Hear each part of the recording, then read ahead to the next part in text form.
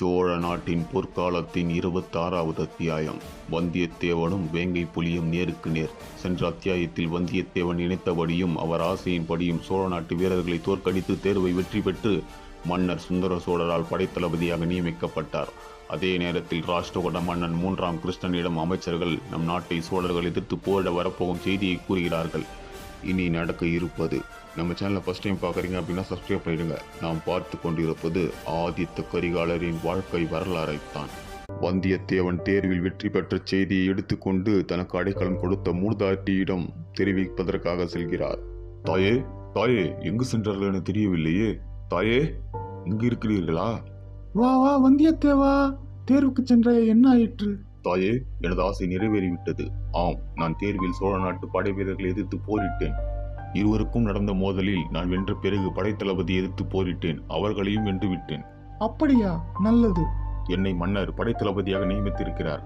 என்னை படைத்தளபதியாக நியமித்த சோழ நாட்டு மன்னருக்கு நான் உண்மையாக இருக்க வேண்டும் என்று நம்பினேன். ஆகையால் நான் எந்த நாட்டைச் சேர்ந்தவன், எதற்காக வந்திருக்கிறேன் என்று அனைத்தையும் கூறிவிட்டேன். அப்படியா? அதற்கு அவர் என்ன கூறினார்?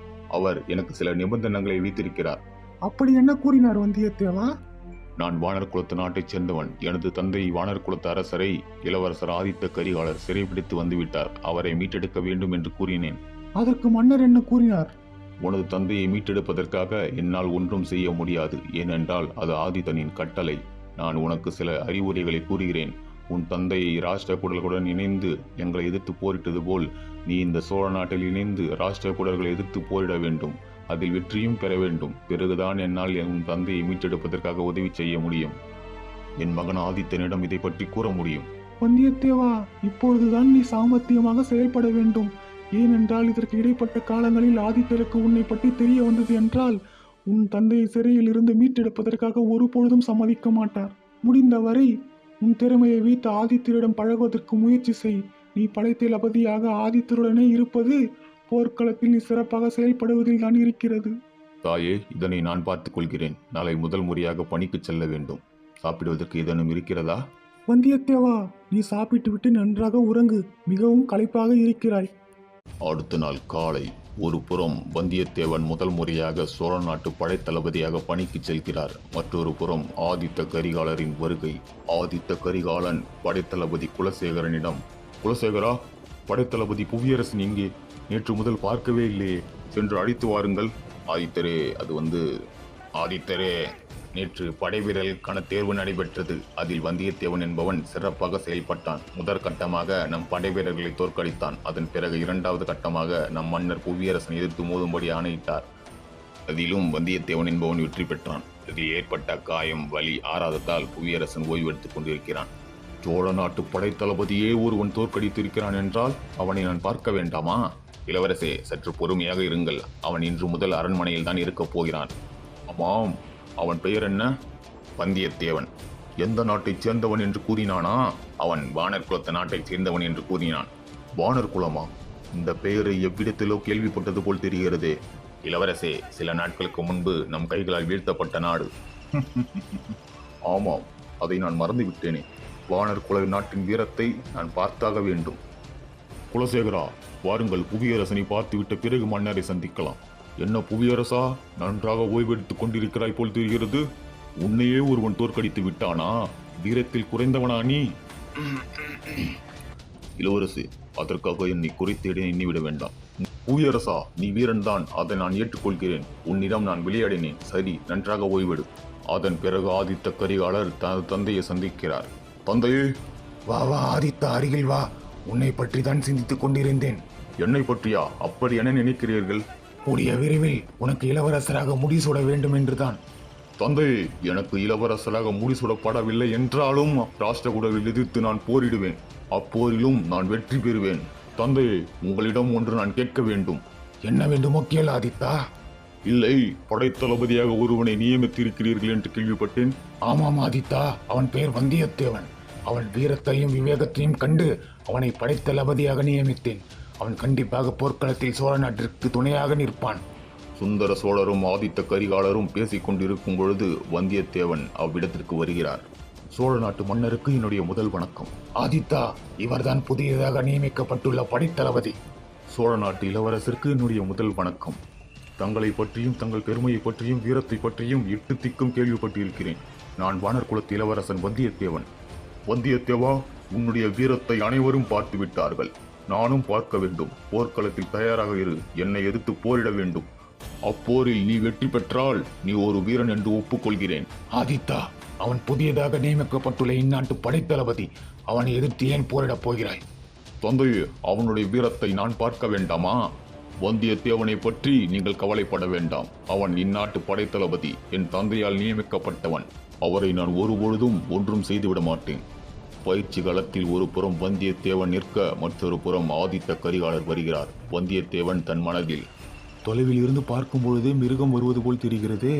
என்ன நடந்தாலும் சரி, ஆதித்தரின் மனதில் இடம் பிடித்தாக வேண்டும். அதற்காக எந்த எல்லைக்கு வேண்டுமென்றாலும் செல்ல தயாராக இருக்க வேண்டும்.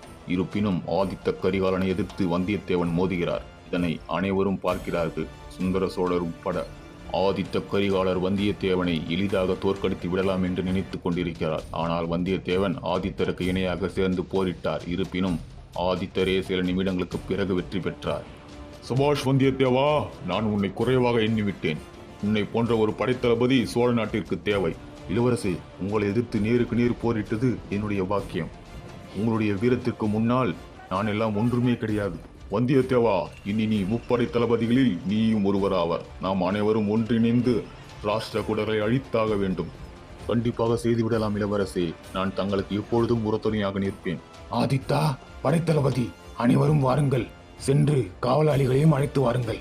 இதோ இளவரசே, உடனடியாக அழைத்து வருகிறோம். காவலாளிகளே, உடனடியாக அமைச்சர்கள், சிற்றரசர்கள், கொடும்பாளூர் இளவரசர்கள் என அனைவரையும் தஞ்சைக்கு வரும்படி கூறுங்கள். தந்தையே, எதற்காக என்று தெரிந்து கொள்ளலாமா? உனக்கு இளவரசராக முடிசூடப் போகிறேன். இச்செய்தியை உடனடியாக பழையாறை சென்று என்னுடைய பெரிய தாயான செம்பியன் மாதேவியிடம் தெரிவிக்க வேண்டும்.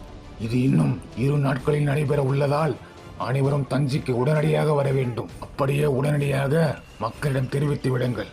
இது என்னுடைய கட்டளை. முதலில் காவலாளிகள் பழையறையை நோக்கி செல்கிறார்கள். காவலாளிகள் சிறு பயணத்திற்கு பிறகு பழையறை சென்று அடைகிறார்கள்.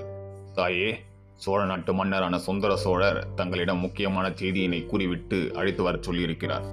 ஆமாம், என்ன செய்தியினை கொண்டு வந்து இருக்கிறீர்கள்? தாயே, அடுத்த இளவரசராக ஆதித்த கரிகாலருக்கு முடிசூடப் போகிறார்கள். இந்த நிகழ்ச்சி இன்னும் 2 நாட்களில் நடைபெற உள்ளது. இதனை தங்களிடம் கூறிவிட்டு கையுடன் அழைத்து வரும்படி ஆணையிட்டார். செம்பியன் மாதேவி தன் மனதில், என் மகன் இருக்கும் இடத்தில் ஆதித்த கரிகாலன் அமரப் போகிறானா என்ற வழி இருந்தாலும் முகத்தில் புன்னையுடன் கண்டிப்பாக வருகிறோம் என்று கூறுகிறார். அதன் பிறகு இச்செய்தியினை தன் மகனிடம் தெரிவிப்பதற்காக மைதானத்திற்கு செல்கிறார். உத்தம சோழா, உத்தம சோழா, அடே, எங்கே இருக்கிறாய் நீ? தாயே, ஏன் இவ்வளவு கோபம்? என்ன ஆயிற்று? உத்தம சோழா, சோழ நாட்டிலிருந்து செய்தி வந்தது. அப்படி என்ன செய்தி வந்தது? அடுத்த சோழ நாட்டு இளவரசராக ஆதித்த கரிகாலனுக்கு முடிசூடப் போகிறார்களாம்.